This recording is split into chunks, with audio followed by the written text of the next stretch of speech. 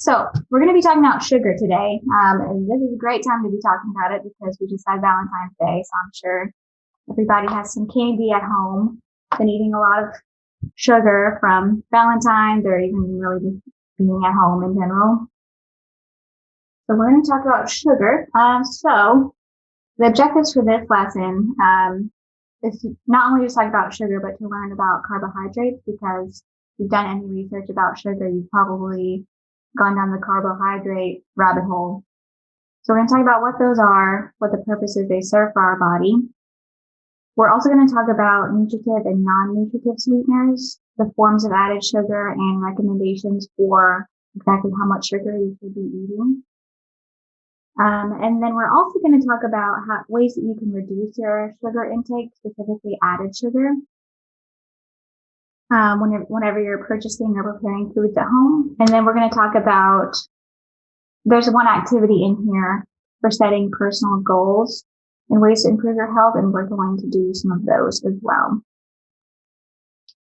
So, about half of American adults, which is about 117 million people, have at least one or more preventable chronic diseases, many of which are related to poor diet habits and lack of physical activity, which is kind of an alarming number. So over half of people have at least one chronic disease that could have been prevented by improved eating habits and physical activity.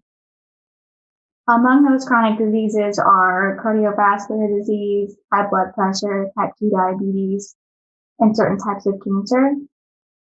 Also, another statistic here for you all, about 2/3 of adults and nearly 1/3 of children are overweight or obese, which again is kind of an alarming number when you really think about how many people that is. And so another thing, when you think about, not only does that affect everyone's health, but it also costs a lot in medical costs. So in 2008, medical costs associated with obesity was about $147 billion. And in 2012, that increased to about $245 billion, which, when you think about it, is an insane amount of money. So investing in your health is really important. So one way we can do that is by cutting back added sugar, which is what we're going to be talking about today. I'm going to try and stay on topic because we could talk about sugar all day. I'm going to try to keep it relatively short. So some of the earliest sweet foods were fruit and honey. So obviously there's a lot of natural sugar in those things. So humans crave those sweet foods. It's just part of our human nature. And the reason that is because sugar is a form of carbohydrate, which is really easy for the human body to break down. And so it's a source of quick energy for us. And so when our body is lacking energy, we're going to be craving quick energy like sugar. So sugar cravings are totally normal. So you might have seen some of these terms whenever you're looking specifically for sugar substitutes, but we're going to go over what these terms mean and what they are. So nutritive sweeteners are going to be sweeteners that provide calories or energy. So that's going to be your regular table sugar, honey, maple syrup, any kind of sweetener that has calories in it. And your non-nutritive sweetener is going to be your low-calorie or non-calorie sweeteners. So those are going to be mostly your sugar substitutes. So that's going to be like Sweet and Low, Equal, Splenda, Stevia, those monk fruit sweeteners. So in a little while, we're also going to talk about added sugars because that's something that's come out in the new nutrition labels. If you've noticed, it doesn't only say sugars, it has a little space for added sugars now. So we'll go over those here in a little bit. And then for nutritional value, so we know sugar is a carbohydrate. So it's a quick absorbing food, and it really doesn't provide any nutrition other than calories for us, which isn't necessarily a bad thing, but it's not where you want to have most of your calories coming from. So we're going to have some added sugar. We probably want to have it with something that is going to provide some nutrients. So some nutrient dense foods. And we'll go over some of those options again later. So I just want to make a disclaimer because carbohydrates are kind of a taboo thing. A lot of people are on those low carb diets because they think that carbohydrates is what is leading to weight gain. And that's not necessarily true. Usually what is leading to weight gain is an excess of calories or carbohydrates. So they're definitely a necessary thing. I wouldn't recommend cutting out carbohydrates, but it's something that we want to be aware that we're not eating too much of.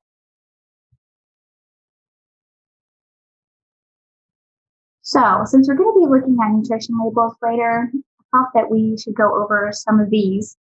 Just since the sugars are shown in grams on the nutrition label and we don't go by the metric system whenever we're cooking, we're going to convert some of those to teaspoons.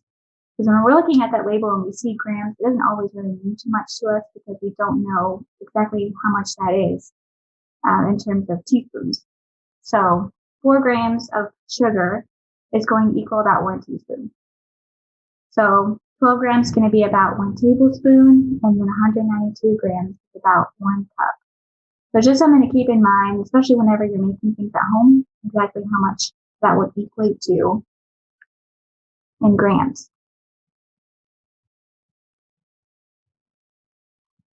Okay, so for added sugar, so sugar is a really sneaky thing. And if you've ever really read your nutrition labels, you'll notice there's more than 60 names for added sugar on food labels. And we'll go over what some of those are, some of the common ones. And also, some people will choose like low-fat versions of their favorite foods, like, for example, yogurt. You might choose a low-fat yogurt thinking that you're going to be cutting a lot of calories and making a better choice.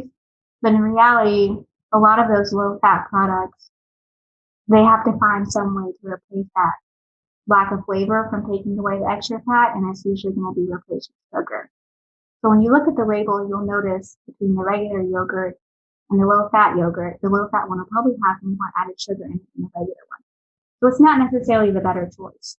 And that's why reading your labels is so important, because you can kind of catch those things, because the packaging and the marketing for certain things like that are really trying to, they can be really misleading by telling you it's a low-fat version when in reality you're going to be eating more sugar, which isn't good. So a lot of the foods that we think are healthy have the added sugar, like yogurt, energy bars, those like juice smoothies that you can find in the produce aisle, pasta sauces, breads, sauces, condiments, all those things. So it's important to be aware of what those terms for sugar are when you're reading your labels. So here are some of the common names.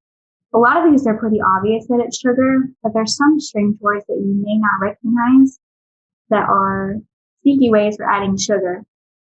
So obviously you can see granulated sugar, cane sugar, molasses, honey, maple syrup, all those we know are sugar. But then you have some of these words here in the middle that a lot of people may not recognize as sugar, like sucrose, fructose, lactose, maltose, dextrose. A lot of those OS words are going to be sugar. So that's going to be a key indicator when you're looking at your labels. And then some for those non-nutritive sweeteners, so our sugar substitutes, are going to be sorbitol, xylitol, stevia, sucralose. Those are going to be key terms for those sugar substitutes.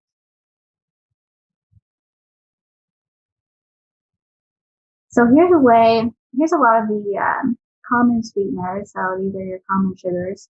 A lot of people think, and this is kind of true, a lot of people say sugar, it doesn't really matter which one you use because your body breaks it down in the same way. But when you lay it out like this, you can see they're not all necessarily equal. A lot of people will use honey over regular sugar because they think honey is a natural source of sugar. It's better for me. But when you see this, honey has some more calories in it than regular sugar. So at the bottom, granulated sugar has about 15 calories in a teaspoon, and honey has about 21, which isn't that big of a difference for a teaspoon, but whenever you're substituting a cup of honey for a cup of sugar in a recipe, those extra calories are really going to add up. So if calories is something that you're watching and you're wanting to cut down on, that is something to keep in mind. And then, like I said, sugar doesn't really supply anything to us other than calories and energy. It's really just empty calories. There's no vitamins and minerals, no fiber in it, no other nutrients other than calories. So, how much sugar do we really need? So if you've noticed on the new nutrition labels, there is a recommended daily intake on there now for sugar. There didn't used to be. So a lot of the vitamins and minerals, protein, carbohydrates, all of that already had recommended daily value percent, and sugar never did. But in the new one, it does. So the USDA recommends that you have no more than 10% of your calories from added sugar in a day. So for the average person, they probably will eat about 2,000 calories a day. And that is 200 calories of sugar, which is only about 12 teaspoons. And I think, so 12 teaspoons, if you're eating 2,000 calories, is going to be the max of added sugar you want. And we're going to talk about ways, I'm going to show you how that adds up extremely quickly. So if you're eating less than 2,000 calories, which a lot of women, especially older women are, that's going to be even less. So 12 teaspoons, especially when you're eating packaged food, adds up super quickly. So the average American adult consumes 22 teaspoons a day. So we talked about how the maximum for a 2,000 calorie diet would be 12. The average American eats almost double that in one day. So if you think about that, if you eat 22 teaspoons of sugar, added sugar each day, in a year, that's over 8,000 teaspoons of sugar, which is over 83 pounds of sugar in 1 year. So if you're having trouble losing weight and you don't know why, watch how much sugar you're eating a day, because that is going to be a lot. It's going to be an easy way to cut out a lot of unnecessary calories. And I'll show you all, I'm a visual person, so numbers don't always mean a lot of things to me. I'll show you all how much of sugar that looks like in a minute. Okay, so the dietary guidelines, we all know, my words are a little bit crammed on here. I'm sorry about that. We have some overlapping here. So I'm not going to go into this too much because you all can read. And a lot of these next two slides would take up a lot of extra time. So I'm just going to kind of brush over these quickly. So 2015-22 or 2020 Dietary Guidelines for Americans recommend that you follow a healthy eating pattern by having a variety of food, limiting calories from added sugars, saturated fats, sodium intake, all of that. But the one we're talking about mainly today are those added sugars, and we're going to go over specifically the nutrition labels and how to catch all of those.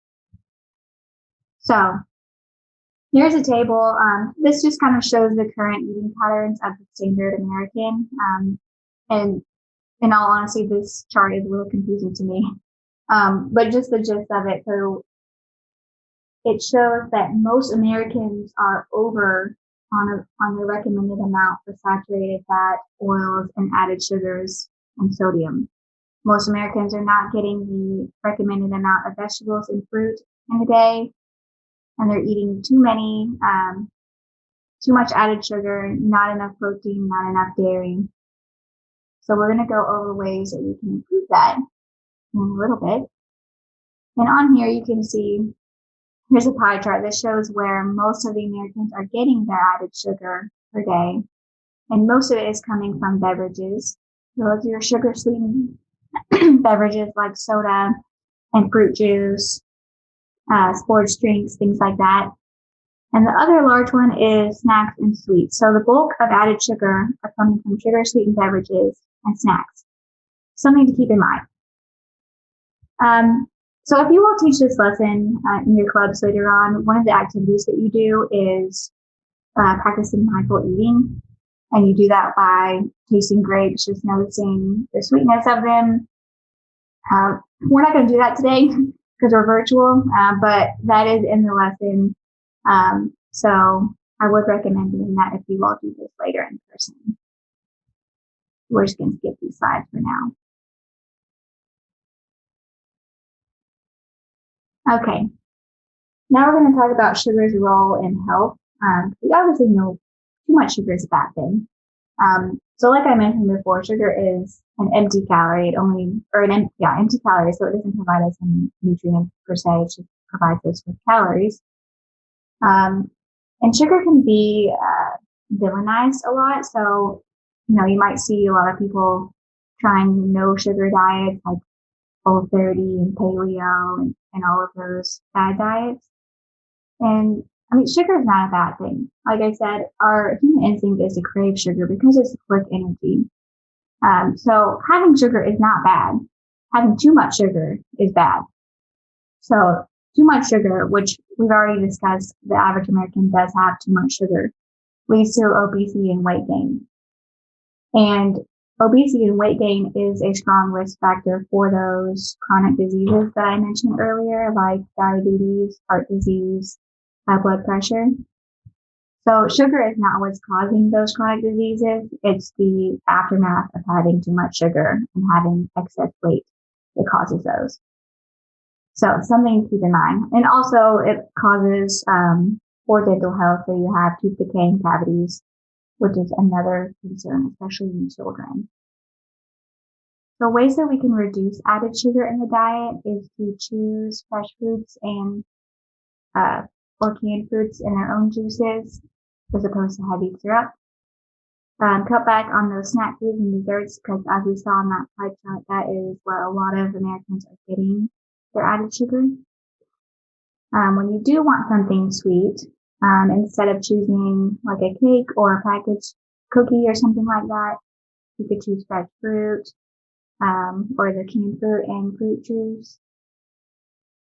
And then also watching portion sizes, because as you'll see here in a little bit, portion is really important, especially when you're looking at your labels and kind of monitoring the amount of sugar. And it's easy to be eating too much and not really realizing it. And then last, you can use, if you're like a soda person or you don't really like drinking water all day, you like flavor in your drinks, instead of drinking soda or juices with added sugar, you can try to find a low calorie or calorie free option. Also, you can find no sugar added substitutes for a lot of things, like applesauce or fruit or yogurt, even like sauces and condiments like pasta sauce. You can find low sugar and no sugar versions. That's why looking at your labels is going to be really helpful for that. You can use fruit as a sweetener in cereal, yogurt, and oatmeal instead of sugar or honey or maple syrup. Again, choosing beverages with less added sugar because, as we discussed earlier, sugar-sweetened beverages is the culprit for too much added sugar for a lot of people. And then practice mindful eating. So that was one thing that you would do in that activity with the grapes, is just taking your time eating, because a lot of people, especially when we're busy, we don't really take the time to enjoy our food. We just kind of eat it as quickly as we can to get back to what we were doing. But really just taking the time to chew your food, eat slowly, recognize when you're full is really important. And then last, if you're eating out at restaurants, which many of us probably aren't doing anymore, looking at the nutrition information, which is a lot easier to find nowadays than it used to be. And that way you can make smarter choices when you're eating out, because you'd be surprised when you look at the nutrition information at a lot of restaurants. It might change your mind about what you order. When you're baking at home, some ways you can cut back on sugar is by just cutting back on the amount of sugar that's recommended in the recipe. So If you cut out about 25% of sugar when you're baking, it really won't make that much of a difference as far as the taste and the texture go. But one rule of thumb is you can, for every cup of flour in a recipe, you don't want to add any more than 1/2 cup of sugar. And then same thing for quick breads and muffins, 1 tablespoon per cup. For yeast breads, 1 teaspoon of sugar per cup of flour.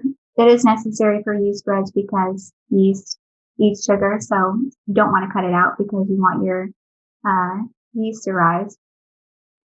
And then you could add some cinnamon, nutmeg, vanilla, some things that you have with sweeter foods.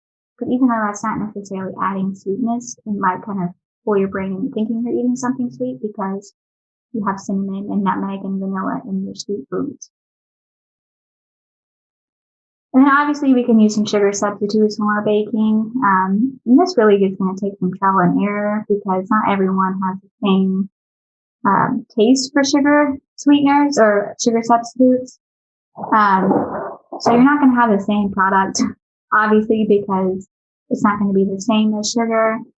But usually for most of those baking substitutes, at least, you can use them 1-to-1 ratio in your baked goods. And then, like I mentioned before, you can also just reduce the amount of sugar by 25% without much change. So when you're shopping, things that you can do is obviously to read your nutrition labels and kind of compare between products. And then looking at those added sugars, and we'll go over that here in a little bit. I'll show you all the labels. And then memorizing some of those common names for sweeteners and sugars that I mentioned earlier so that you can recognize the ingredients quickly. And then when you look at the ingredients, actually, you know what, I'll just go over that later because it makes a lot more sense when you're looking at the label. Let's see, some other things you can do is choose fewer processed foods because those are going to be the ones that have added sugar most of the time. So if you've ever heard shop the perimeter of the store, that means just shopping your produce, your bakery, the deli, and that's pretty much it, right? All of those middle aisles is going to be all those packaged foods that have sugar and all those things you don't want. So shopping the perimeter of the store mainly is going to be pretty key in cutting back on a lot of those things. Okay, a lot of those other things are pretty straightforward, so I won't go over those.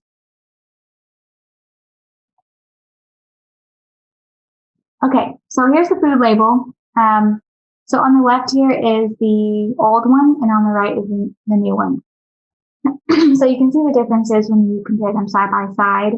Obviously, the first thing that your eyes are drawn to and the one on the right are the calories that are in very large numbers and they're bold.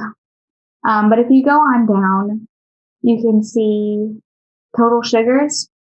There's now this little sidebar under here that is included added sugars. So you can see exactly how much sugar is coming from added sugar. So sugar that's not naturally in this product already. Whereas before it just told you regular sugar. And then another thing too is the serving size is now in bold, which I'll show you all later.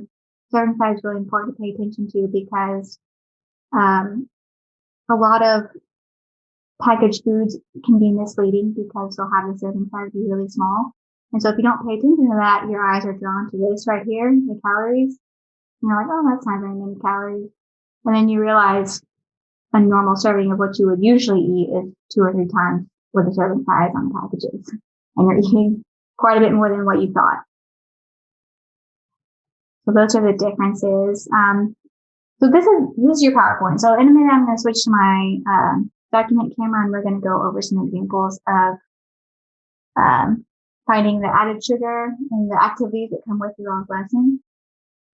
You all have an evaluation, a paper evaluation, which you can return to your agent. I'm also going to put a link to a corporate evaluation if you want to fill that out too.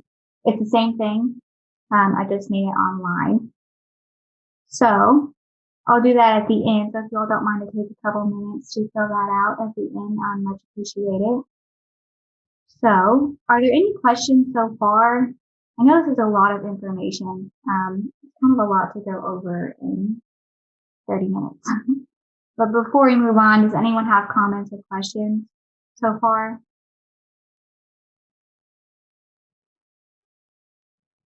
So you'll have to unmute yourself if you have a question. Me, okay. Okay, can you hear me? Yes, I can hear you.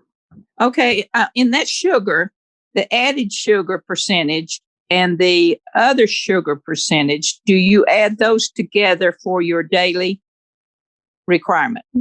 No, so the recommended daily requirement was only for added sugar. So we're not going to really count the natural sugar because there are natural sugars in like fruit and honey and all of that. So what we're going to be paying attention to is just the added sugar because that's what we're going to want to cut back on. And I'll go over that in more detail here in a minute. Thank you much. Now, do I need to unmute? Do I need to mute myself? Yes. Okay, thanks. Does anyone else have a question? Yes, I have a question. Okay. Yeah. So I believe that natural, of course, sugar would be the best option. But what about, saccharose, fructose, added, artificial sweetener? Is that safe to digest in your body? Do you digest them differently? No, if you take those artificial, I think these are artificial sweeteners, so to speak. Is that right? Are they safe to consume? That's a difficult question because artificial sweeteners they're relatively new, some of them especially. So there's not enough research to really confirm whether or not they're harmful.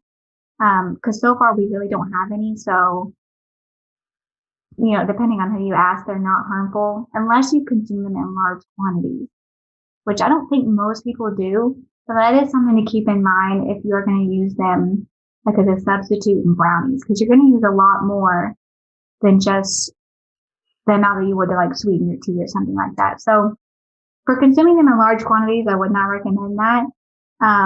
But if you're just using them, especially as a way to to start to cut back on sugar, they can be a helpful tool, but they're not necessarily the best. So that's just something to keep in mind. There's a lot of controversy about that. We don't have a lot of firm evidence on whether or not they're quote unquote healthy for you. But yes, I would agree with you. Natural sugar is going to be the best because they're not processed. Although your sugar is going to your digestion is going to break them down all the same because your body really doesn't know the difference between all types of sugar in general. So if you're going to have sugar, I would recommend choosing a natural sugar rather than a lot of those refined processed ones. Okay, thank you. I wanted to say that I wanted to make a chocolate cake this week, so I did, and I got a recipe out of my mom's, and it was 1 cup of sugar it was 2 cups of flour and 2 cups of sugar. So I thought, now I can't do that. I want this too sweet. And of course I did cut it down, but it's like, and it was fine. So it's like, gosh, how did, and my mom was an excellent baker. So I don't know. Why do we eat all that sugar back then? So. Yeah, I know. It really is crazy when you pay attention to it because like I made some cookies the other day and I added probably almost 2 cups of sugar. And like, it really is a lot. And just cutting back a little bit isn't going to change the flavor that much. Right. And if you continue to do that, your taste buds will kind of adapt to that. And when you go back and have a regular brownie or a regular cookie, it's going to be insanely sweet to you. And unfortunately, a lot of Americans are just adjusted to that amount of sweetness. So that's what they kind of expect and what they crave. So whenever you first start cutting back on sugar and you have those lower sugar options, they're not going to taste as good to you, but your taste buds will adjust, and you'll probably end up preferring those in the long run. Mm-hmm. Any other questions or comments? I have a question. Okay. I know granulated sugar everybody considers to be the norm, but is it really, because it doesn't come in that form naturally, so is it really considered to be processed, or is it considered to be natural? Just regular white granulated sugar? Yes, ma'am. That is a processed sugar because it is bleached and refined. But as far as like calories and things go, it doesn't make that big of a difference. It just kind of really depends on what your priorities are. So it's really up to you. Because like I said, some of them, they do vary a little bit in calories, but white sugar is processed because it is bleached. So if you ever seen like natural cane sugar, it has a little bit of a yellow tint. And it's usually like the grain of it is a little bit thicker. But as far as like the calories go, they're really not that different. And like I said, your body's going to break them both down the same. So it just kind of depends on what your priorities are. Like if you want something that is less refined and you like organic products and things like that, you might choose like the natural cane sugar instead of white sugar. Okay. Okay. Thank you. These are all great questions. I'm glad you all seem interested in this. Shows me that we can have more lessons like this. Okay, so before I switch my screen, does anyone have more questions or comments? I'm going to show you all some packages here in a second. I'm going to switch to my document camera.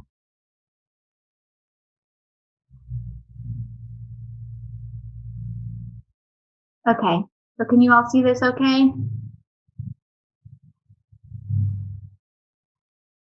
Yes. Okay, so like I mentioned, for a 2,000 calorie diet, USDA recommends 12 teaspoons maximum. So this is what 12 teaspoons of sugar looks like. So this is a pretty small bowl, which, I mean, this is a pretty good amount of sugar. So this is 12 teaspoons, probably, I don't know, maybe a quarter or a third of a cup. This is the 22 teaspoons that most Americans eat in a day. And this is probably almost a cup. So that's almost double what the USDA recommends. So I'm going to show you all how added sugar can add up very quickly in a normal day of eating. So one of the activities in here is to go through and look at packages and kind of write out sugar and carbohydrates, which is a good activity to do if you all do this in person. So you can kind of do something like this where you kind of make up a day of eating and then you can work together to see how much sugar that actually is. So that's what I'm going to do. I was going to print out the activity sheet, but I've not been back to our office in about a week. So I didn't have access to a printer, so I'm just going to write it. I don't have the best handwriting, so I hope that you all can see it okay. Okay, so a normal day of eating, we're going to wake up and we're going to have some oatmeal for breakfast. And so a lot of people really like those Quaker oatmeals, like the little packets that you eat. If you ever notice, those packets don't have a lot of calories in them. I think there's only about 100 calories in a packet. So eating 2 packets of oatmeal is fine. It's actually probably better than one because a 100 calorie meal for breakfast isn't very much. So we're going to have 2 packets of oatmeal in the morning. The brown sugar or the maple cinnamon, whatever the most popular flavor is. And then say for lunch, we're going to have a can of soup, tomato soup. So we're going to have just regular can of Campbell's tomato soup. And then we're going to have a side salad with our favorite salad dressing.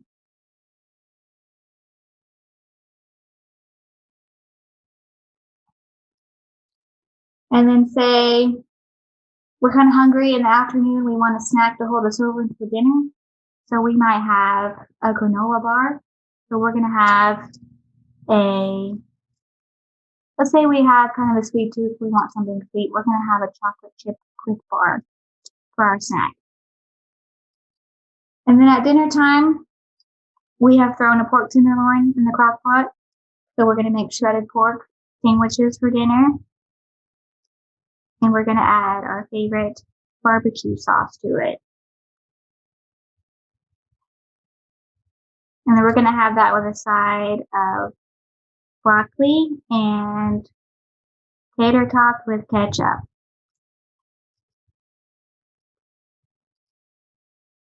Okay, so it's a pretty normal day of eating, probably for most people. So we're going to see, and like a lot of these things you wouldn't think much of, like they're pretty normal products. You wouldn't think would have much sugar in them. And I'm going to show you all exactly how much sugar you add it all up. And keep in mind, this doesn't include any beverages at all. This is just in food. Does anybody have a guess how much sugar this would add up to? You can guess in grams or teaspoons, and it could just be wild guess, whatever you all think.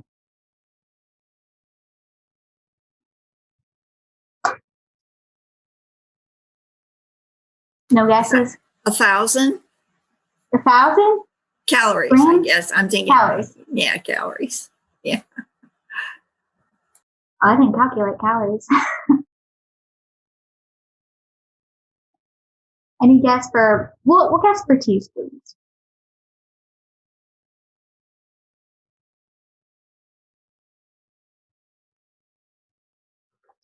Five or six teaspoons of sugar. 5 or 6? Yeah. Okay, No. good guess. Yeah, I'm guessing. Okay, I'll say 20. 20 what? Teaspoons? 20 teaspoons. Daggum, you're almost right on it. Yeah, it's about 20 teaspoons total. And I'll show you all where exactly that comes from. So it's about 79 grams of sugar. This is just added sugar for the day, which equals about 20 teaspoons of sugar. And keep in mind, the recommended amount was 12 grams of added sugar. Or no, 12 teaspoons, sorry. So just in our food alone, we already have 20 teaspoons from what seems like a normal day of eating. So in our oatmeal packets, we had 12 grams because each packet had 6 grams of added sugar. And that's about 3 teaspoons, which, not too bad. When I make oatmeal at home, I probably put in about half a teaspoon or half a tablespoon to a tablespoon of sugar. So that's not too bad. But then we get down to the soup. So we have 1 can of Campbell's tomato soup. And this is where looking at serving sizes is important because when you glance at the package, it said 90 calories or whatever per serving, but the whole can had, I think, like 2 or 3 servings in it, which really added up whenever I was looking at the sugar. So in 1 can of that soup was 20 grams of added sugar, which was about 5 teaspoons. And then salad dressing is another one that has quite a bit of added sugar, depending on what kind you use exactly, because they all kind of vary. But for like an average balsamic dressing, again, depending on the brand, it usually had 2 to 4 grams per serving, and usually the serving is 2 tablespoons. So that would add, we'll say 4 grams, which is about 1 teaspoon, depending on how much you use. And then the Clif Bar. So if I was doing this in person, I probably would have just purchased all these things so you all could see. But with being the weather and everything, I didn't get to do that. So I did kind of raid my pantry for some things, and this was one thing that I did find, Clif Bar. So for our Clif Bar, which a lot of people associate these with being healthy, I don't really know why. I guess because they're kind of in the health food section sometimes. if you look at the package, let's find the sugar. I don't know if you all can read this very well. My document camera is a little blurry. It says 19 grams of added sugar in just this one granola bar. So in our Clif Bar, we have 19 grams, which ended up being about 5 teaspoons of sugar, a little bit under that. And then we move on to our dinner. So we had barbecue pork. So the main culprit for the added sugar is going to be from our barbecue sauce. And that is one, if you look at barbecue sauces, they have a lot of sugar. And I don't know about you all, but I like a lot of barbecue sauce on my pork sandwich. So portion size is going to be something to be mindful of. But for one serving of our barbecue sauce, we had 16 grams of sugar. And I think the serving was only a couple tablespoons. So that's 4 teaspoons in just our barbecue sauce. And then the other amount of sugar is going to be from our ketchup. So condiments, again, are have a lot of, depending on what kind you use, can have a lot of added sugar. So the ketchup had about 8 grams, which is 2 teaspoons of sugar. So when you add it all up, 20 teaspoons of sugar, 79 grams. So that's way above our recommended 12 teaspoons. And again, that is just from our food. We're not even including any beverages. So if you had a soda in the afternoon, or you like to put sugar in your coffee, if you like juice with your breakfast, all of those are going to add even more. So you can see how this adds up really, really quickly without really even noticing. And these are all from pretty normal foods. So imagine if we had like a Pop-Tart for breakfast. So Pop-Tarts, pretty popular food, especially among kids.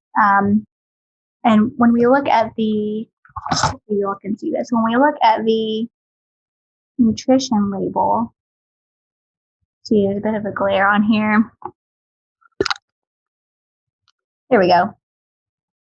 Okay, so used to, Pop-Tarts, when you looked at the serving size, it used to be 1 pastry. But now it's 2 pastries, which is great because most people are probably going to eat them both if they're having them for breakfast.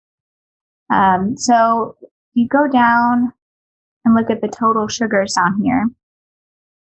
There's 30 grams of added sugar in these 2 Pop-Tarts. So you might as well be eating a king-size candy bar for breakfast if you're having a Pop-Tart. Because in this king-size Kit Kat, we've got 36 grams of added sugar in the whole thing. So pretty close to the 30 grams in Pop-Tarts. So if you're starting out your day with Pop-Tarts, you're already consuming a lot of your sugar, more than the amount of sugar you would need in a day. And then, so let's see. So what could you eat instead? So like we mentioned, all those ways to cut back on sugar is substituting fruit as a sweetener. So instead of having the packaged oatmeal, you could make your own oatmeal just by buying quick oats and then adding some fruit on top, like sliced bananas or something, to get that sweetness. It's not coming from sugar. And that will probably be a little bit more cost effective too, because quick oats are so cheap and they're easy to make on your own. And then for things like, so we've noticed from this menu, it was a lot of packaged foods. So if you make some of these things yourself, you're easily going to cut back on a lot of that added sugar because packaged foods are the main culprit for the added sugar. So if you made your own soup or you found a lower sugar, lower sodium, whatever kind of canned soup, you can do that instead. And that's where looking at the label is going to be really key. Same thing with the salad dressing and condiments. You can usually find lower sugar options, or you can make your own salad dressing, which is very easy to do. And you can use things that you probably already have in your pantry to make your own salad dressing. For things like granola bars, there are hundreds, if not thousands, of options for granola bars or like little snack bars throughout the day. And you can, just by looking at the labels, you can probably make smarter choices by picking ones that don't have added sugar or less. So this would be one of them. This is one of my favorites, are these date bars. So this is the Kroger version of a Lira bar. And so they have all kinds of flavors of these, but these bars are made from mainly dates. And so they are naturally sweetened. They don't have any of the added sugar. And then all of the sweetness comes from the fruit in here. If I can focus this, I'll show you all. Okay, so when you look at the total sugar, it's 21 grams, but the added sugar is 0. And that's because the ingredients on here are only dates, almonds, unsweetened apples, walnuts, raisins, and cinnamon. So all the sweetness is coming from the fruit in here. And you're also getting the fiber from that as well. So when you are eating something, because I mentioned if you are going to have sugar, you want to have it with something that's going to be a little bit more nutrient dense. And so, for example, fruit, when you're having a piece of fruit, you are getting the natural sugar, but you're also getting the vitamins and minerals, and not to mention the fiber. So that's going to help balance your blood sugar a little bit better. It's going to take a little bit longer for your body to digest. It's going to keep you fuller for longer. It's ultimately going to be a better option because you're getting other nutrients with that sugar. So, in regard to this box here, for a diabetic, would you not need to consider the sugar, just the regular sugar in it? So, if you're a diabetic, are you asking if you be paying attention to the natural sugar? Yeah. Yes. Yeah. Okay. So this is a really good question because I'm gonna stop my share. I don't think I have anything else on here. But there's a big misunderstanding with diabetics, or especially type 2 diabetics, because they think that, number one, they think that sugar is what caused them to have diabetes. And so they think that they're not allowed to have sugar anymore. And so instead they'll just find, the same thing that they used to eat made with sugar substitutes, like cakes and pies and cookies. And that's not necessarily helpful. The best advice I would give somebody with diabetes, and probably, hopefully your doctor or dietitian would too, is to pay attention to things like fiber and vitamins and minerals, and have things, like if you're going to have sugar, have it with something that has fiber in it, like fruit, for example, because my dad has type 2 diabetes, and I would give him, like if we were out in public or whatever and he needed a snack, I'd be like, here, have a banana. And he's like, I can't have a banana. It's going to be my blood sugar. Right. And I hear that a lot. Diabetics avoiding or saying they can't have fruit because of the sugar. But you have to keep in mind when you have that fruit, you're also getting the fiber and the vitamins and minerals, which is going to keep your blood sugar more stable. Because when you just have sugar, like sugar from candy or cookies or whatever it might be, your blood sugar is going to spike.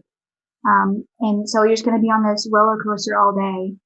And that is not necessarily good for your body, cause a lot of stress. So when you do have sugar, you want to kind of balance it out with things with fiber and protein, something that's going to take longer for your body to digest and break down, than just having regular sugar.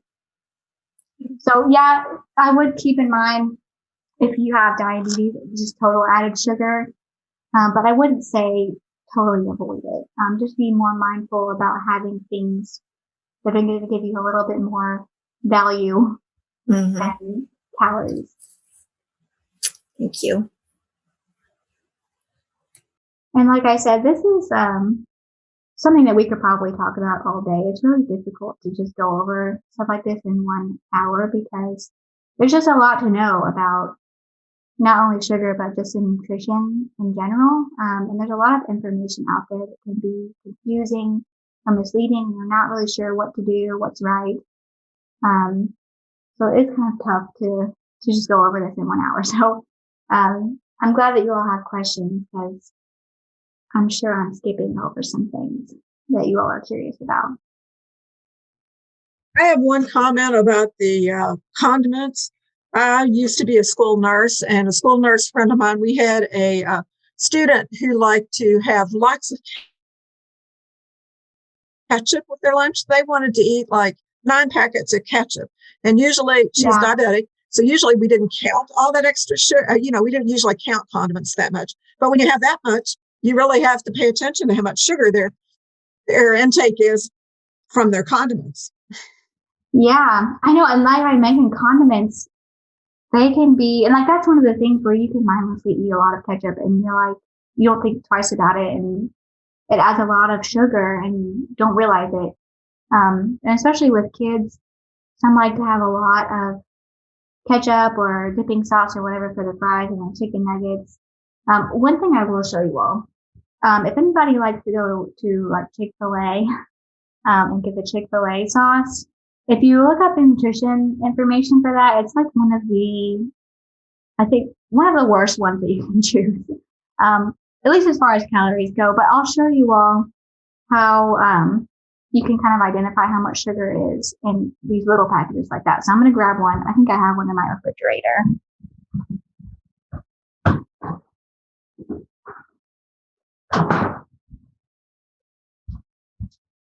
Okay, so on here, these only show the ingredients. They don't show calories or grams of sugar or anything like that. So that's why knowing how to read the ingredients list and knowing what things mean can be really helpful when you have things like this. So let me pull up my document camera again so I can show you all this. Okay. So here is a Chick-fil-A sauce. Oh, this is one thing I forgot to go over earlier. When you're reading the ingredients list, the ingredients are listed in order of quantity. So the first thing that shows up is going to have the most volume in this product. So you can see the ingredients. The first ingredient on here is oil, and then the second one is sugar. So automatically we know there's going to be quite a bit of sugar in this product. It's going to make up the majority of it. We've got soybean oil, sugar, so it's easy to recognize that one. Next one's barbecue sauce, which you can see has corn syrup in it. And then we go on down, and looks like that's about it. So there's no strange words for sugar on this one, but you can see the second ingredient is sugar, which is a key indicator that this is going to be something that's probably high in sugar. So this is a pretty small package. When I go to Chick-fil-A, this is my favorite one to get. I usually eat 2 of these with mine. So that is one way where it really does add up quickly. And like I said, barbecue sauce is another one too, that has a lot of sugar in it typically, as well as ketchup. These are things like just like our beverages, we don't really think a lot about how much we're drinking. We mainly pay attention to like our food, how much we're eating. And a lot of times we can get a lot of extra sugar and calories and we're not even realizing it because we're not paying attention to what we're drinking or what we're dipping our food in. So, like I said, you'd be pretty surprised if you track today and how much. You have a question? Yes. If you tried baking with stevia, how do you compare the amounts of artificial sweetener to the amount of sugar called for in the recipe? So if you're substituting a sugar substitute for sugar in your baking, usually if you buy it from the baking aisle, it will probably tell you on the package the ratio that you should use. And I think most of them are 1-to-1, because a lot of them are like a mixture of a sugar or a sweetener.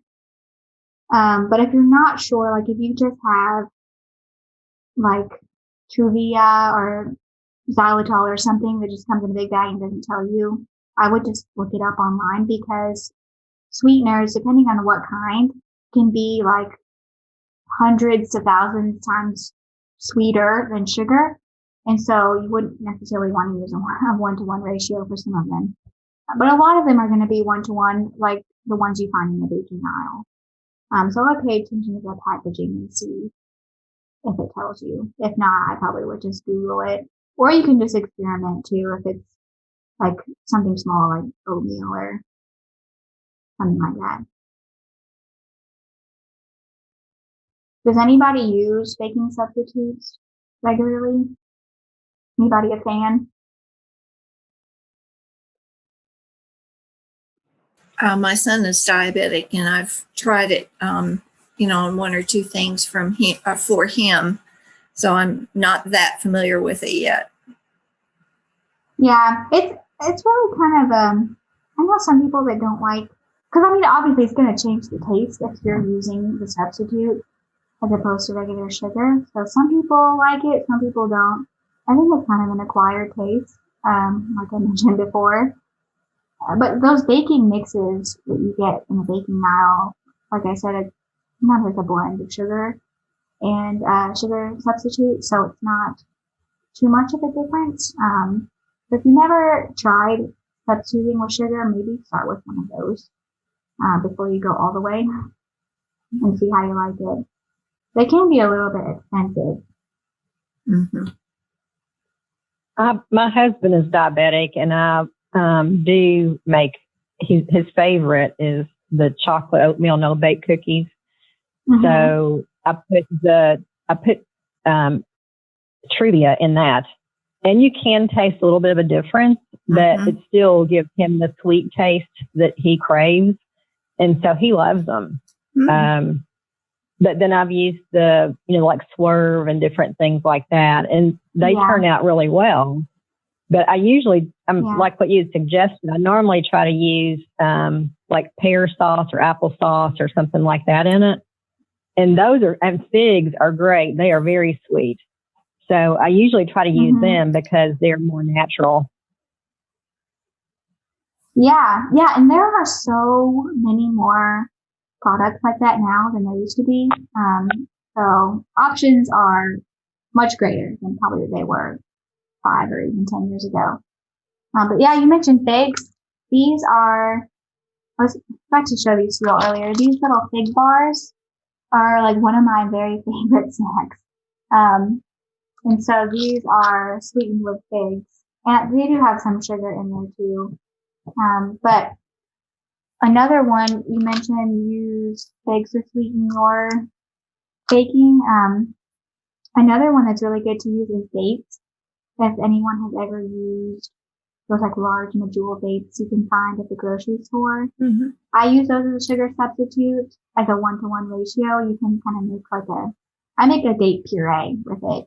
So I just blend them in my blender and I use that as a substitute and it works really well, in baked goods. It kind of has it almost tastes like caramel to me. Like they're very, very sweet and it's all from natural sugar and it also adds that fiber and I'm sure lots of vitamins and minerals too. That's a great idea. Yeah, I've used that in several muffin recipes. And I will mention dates are expensive. So I only buy them every now and then and use them, but they do last a long time if you can find them in bulk. And you can keep them in your refrigerator and freezer and they'll last quite a long time. So that's one option. Kendall, yeah.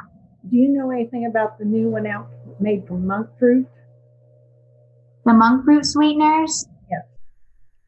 I've seen them before. I've never used them. I know they're very popular. Those are going to be, I don't think it's totally calorie free. I think those are a low calorie sweetener. But yeah, honestly, I don't really know very much about that one. Sorry. Are there any other questions or comments? I'm going to put the link to the evaluation in the chat box. So if you all don't mind to click on that and complete it, it should only take you a couple minutes at most. Well, just log me out. Does anyone have any other questions or comments? We've had some really good conversation today, which has been great. Sometimes it's hard to do these if I feel like I'm just talking to my computer by myself.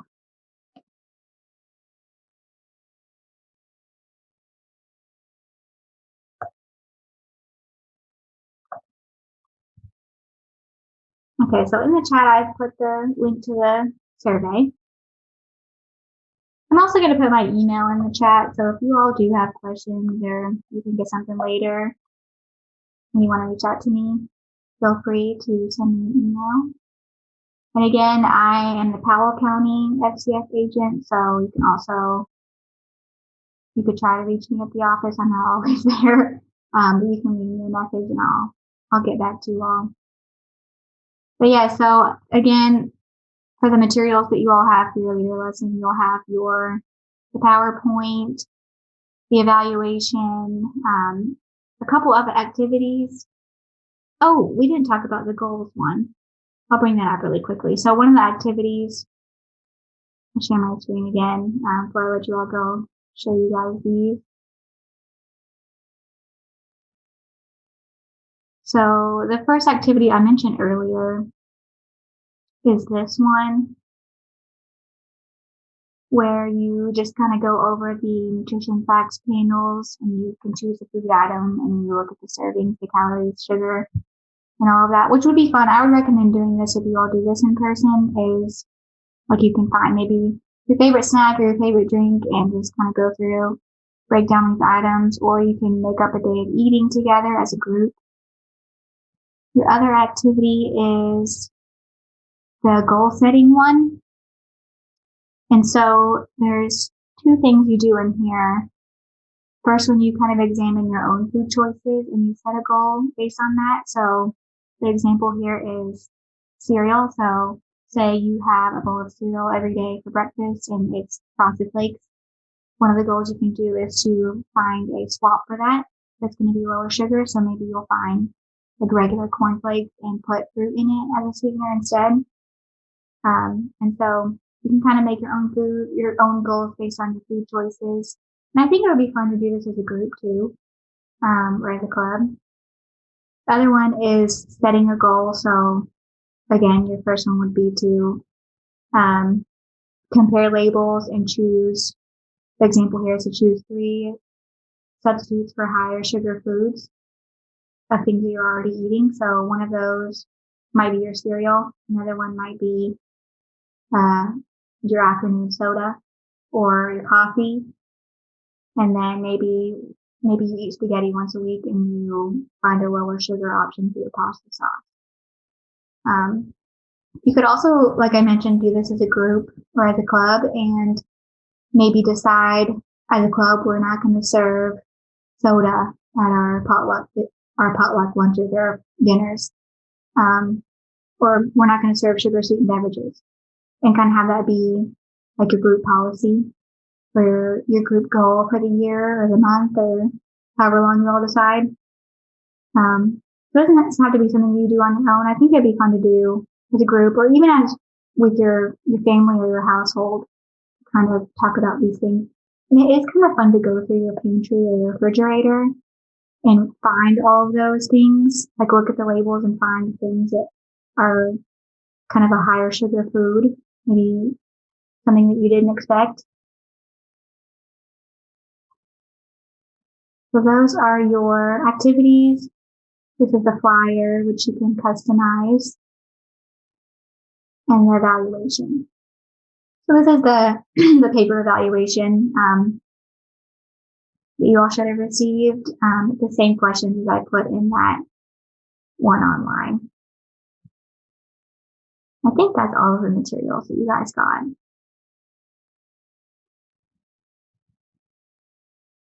All right, so any other questions from you all before I let you go for lunch? I have a question. What are good sources? What are good sources of recipes for low sugar options? I think we have some publications. I know we have one on recipe like swaps or substitutes. And I'll try and find it and see if I can get it out to you all somehow. But most of them are just going to be cutting back on your sugar. And you can do things that you're already using. So I mentioned, or even doing the substitute. So I mentioned when I make my muffins, I'll just find some recipe off the internet and then I'll make my own swap to it. So I would either just use the amount that it recommends and cut back 25%. So if the recipe calls for a cup of sugar, I'll just add 3/4 of a cup instead. Or I'll find a substitute to use instead, like you could use applesauce, or like the date paste that I mentioned. You can use So, the sugar well, what's substitute. the on that kind of thing? Like how much date paste or how much? I'm probably not going to make date paste. How much? Like if you used applesauce, like how much applesauce to sugar? Is it a 1-to-1? It's probably not going to be a 1-to-1. And actually, I always use applesauce as a substitute for oil in my recipes. So, and you can kind of, if you're unsure, you can kind of use baby steps. So for example, I will replace the fat. So whether that be butter or oil with applesauce. And I think it's recommended 1-to-1 for those. But if you're unsure about it, you can do half. So if the recipe calls for half a cup of oil, do a 1/4 cup applesauce, 1/4 cup oil. But the date paste, and most of what I've just learned from the internet, honestly. Okay. Okay. And from trial and error. But for the date paste, I use 1-to-1. And for baking substitutes, again, for those blends, just follow the package directions. They're usually pretty clear. Okay. Thanks. You're welcome. And for honey, I know a lot of people will use honey as a substitute. I think it's recommended just 1-to-1 too. And as you go on, you can really experiment on your own and slowly kind of cut back and see how much exactly you prefer or you like, because it probably will be different for different people. No, it's probably not the answer that you wanted, but any other questions or comments? I would tell her if I'm looking for a particular thing, I Google it, and you'd be surprised the recipes that come up. Yes, there is so many things out there on the internet.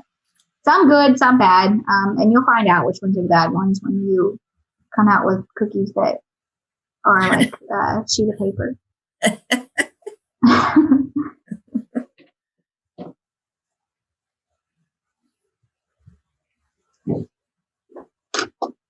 Okay, so like I mentioned, I am recording this. I'm going to post it. I'll probably edit a lot of the extra things out because I think I've been recording for about an hour now. And I'll post it on my Facebook page. It's just Powell County Family Consumer Sciences. So you can find it there if you want to watch it again, or maybe you missed something. Or if you have a friend that missed it, you can refer them there. It probably will take me a few days to edit it and post it. But keep an eye out for that. Again, if you have any questions, you can email me or call or leave me a voicemail at the extension office. In the chat, I have the link to the post evaluation if you wouldn't mind taking a couple minutes to fill it out. And if you all don't have any other comments or questions, I'm going to stop the recording and end the meeting. You all have been a great group today. I appreciate how active you guys have been in the questions. Thank you. Thank you. Mm-hmm. All right, everybody stay safe and stay warm, and hopefully can see you all relatively soon. You're right. Thank you, Kendall. Thank you all. Bye. Bye.